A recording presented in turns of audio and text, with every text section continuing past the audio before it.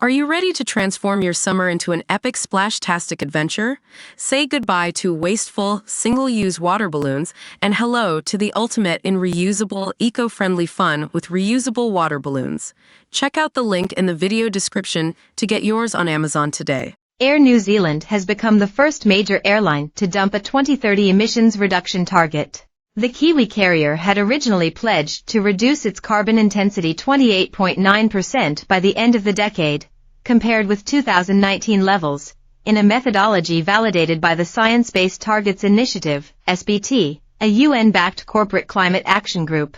But it blamed high green fuel prices and a lack of lower emissions aircraft for the decision to abandon the goal. Many of the levers needed to meet the target, including the availability of new aircraft, the affordability and availability of alternative jet fuels, and global and domestic regulatory and policy support, are outside the airline's direct control and remain challenging, the carrier said in a statement to the ASX. Air New Zealand CEO Greg Foran said it had become apparent in recent weeks that new aircraft delivery delays risked that goal and the airline would withdraw from the SBT network immediately. It is possible the airline may need to retain its existing fleet for longer than planned due to global manufacturing and supply chain issues that could potentially slow the introduction of newer, more fuel-efficient aircraft into the fleet, Mr. Foran said.